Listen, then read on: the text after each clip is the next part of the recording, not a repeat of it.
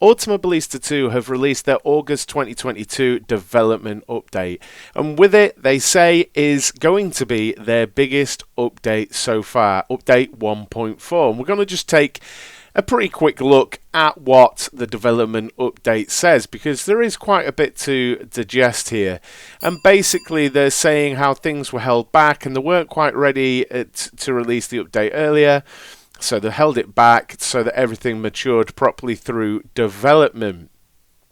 But Racing USA Part 3 ovals arrive for Automobilista 2 with 1.4. So what we're going to be getting is some extra content here. We're going to be getting 2 ovals, Auto Club Speedway and also WWT Raceway. Which is awesome. 2 road configurations as well as basically an Indycar, the Automobilista 2 version of an Indycar. They're calling it Formula USA 22. Their representation of a modern day open wheel racing in the USA in road short oval and speedway configurations. But also a part of this was to do with that they had to sort out full course cautions. That's one reason why it got held back, and they said pretty much the main reason.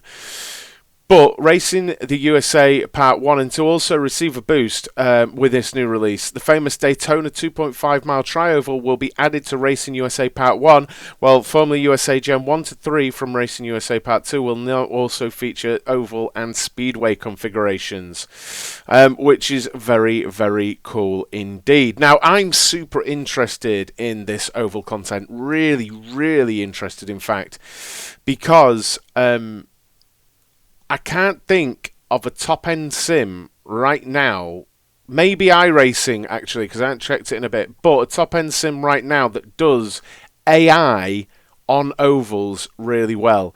The only other that I could, like, I've tried R Factor 2 and the AI just isn't up to scratch for ovals. I'm really hoping I can make some oval-related content on Automobilista 2. That would be fantastic. Maybe a little series, who knows. But yeah, one of the things here, they needed to add full course yellows to the sim, and it's essential. And it was glitchy, so they had to hold it back, and they've basically sorted it now. The system will receive further developments in the near future with the additions of a visible pace car, flag-waving marshals, and integration with the track's lighting system. Also offer components and regulation variables from the road racing side of things, such as virtual safety cars. That's very cool indeed. The price is still to be decided, but it'll be a little under the price of both Part 1 and 2. And for those that might be eager for more North American content, there's no reason to despair. They've already decided to expand USA with road and oval racing further down the line. Now they're saying 1.4 is the biggest update yet, and we're going to get new additions such as the Mercedes AMG GT4, which will be the 6th car in the GT4 class, and also the Ginetta G55 GT3 will be added to the new GT Open class, which will be on the grid with Ultima GTR, which is based loosely on British GT regulations. Also, you're going to get, well, they basically say here, you're going to see existing classes get additional contenders, which I think is brilliant. And you're going to see this continue. A slick-shod 1965 Mini Cooper will compete in the Copper Classic, while the fictional Vulkan truck will join the Copper truck grid. There we go. Now, I think Automobilista 2 is doing this really well. They're building the content portfolio while making really substantial simulation changes. And they seem to have learnt from Automobilista 1 and what they did there. I'm not saying they did anything wrong with Automobilista 1, not at all. It's fantastic even now. But it looks like maybe they took what they did in development there and really looked at the roadmap and how they want to approach things with Automobilista 2. And they're growing the content offering to sort of entice people in, and with free bits as well, to entice people in still, to get people to come back every so often while improving the simulator. And it could find itself in a really, really good position. I mean, right now, honestly, Automobilista 2 is probably my go-to sim if I'm wanting to do laps. So I just like the way they're going about things.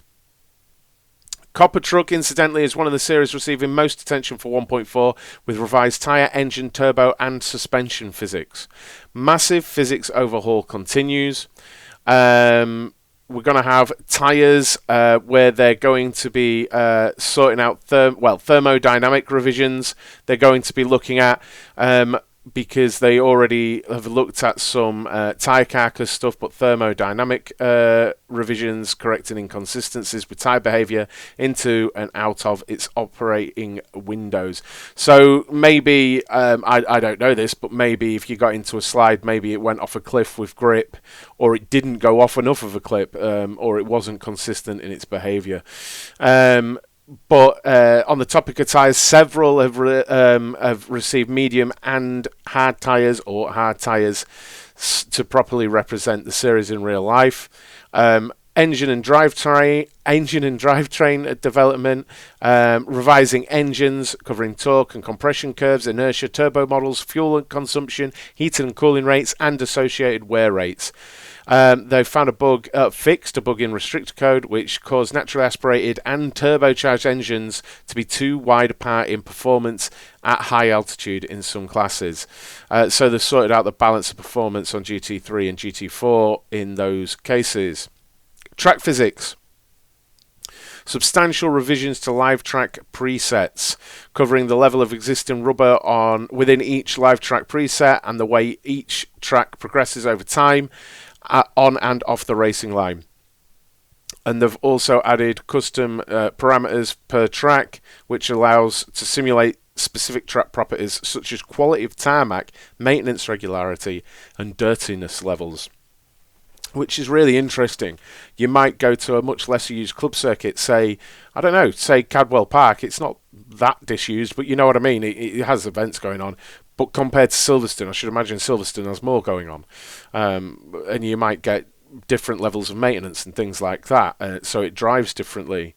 And they're saying they add up to a driving experience that's considerably more refined and cohesive, even relative to the current public build, which is very interesting, and I can't wait to try it out. I really, really can.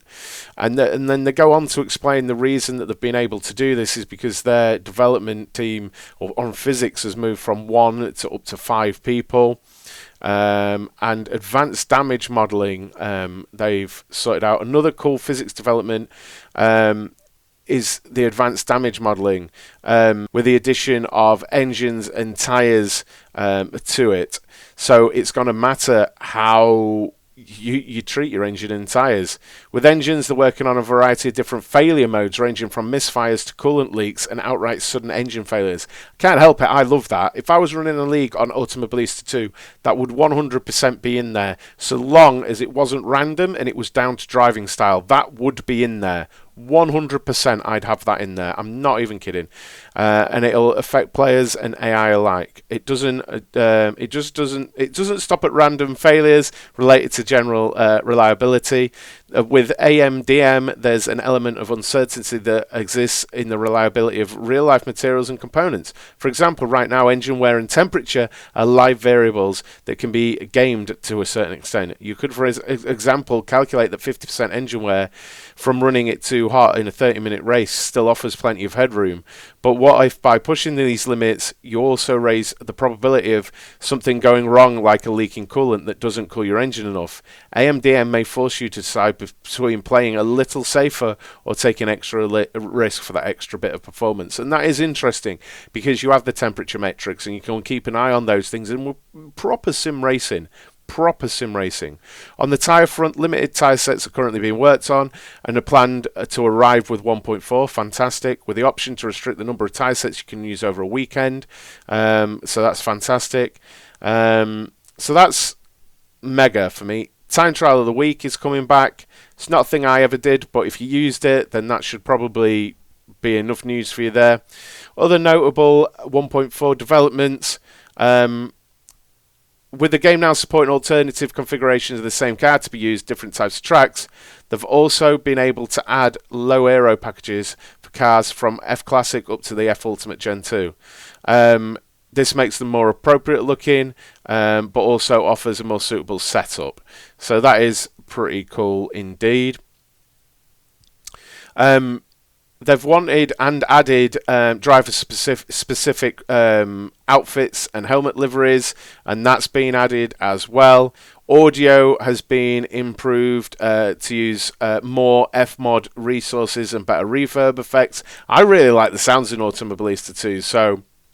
and multiplayer has also received some valuable improvements. Following a period of dedicated to multiplayer testing and development over the course of July, significantly reduced the chances for users getting discoed or sessions stuck during transitions. Some updates to opponent smoothing also bring improvements to how other cars will appear.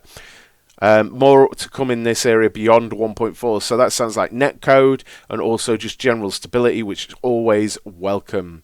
AI is one area they didn't manage to get as much progress on during July, but substantial improvements to performance, calibration, racing and blue flag behaviour, as well as better, more elaborate logic for pit stop strategies, very much still planned for 1.4. So that's meant to be this month. And that's fantastic as well, because blue flag behaviour makes you think that we'll be able to do multi-class racing really well and things like that. And elaborate pit stop strategies, again, fantastic, because cars will do random things. It opens the door for that AI racing, something I enjoy. I know so many people love the multiplayer. I love multiplayer, but I love being able to just get my teeth into a strategy and do an AI race and things like that. There's a lot more, apparently, but that is the update. What do you guys think to that? Wow, I've been talking for 13 minutes just on their update of what's going to be in it, let alone what the actual update is. What do you guys think to it? Let me know down in the comments. But as always, I'll see you in the next one.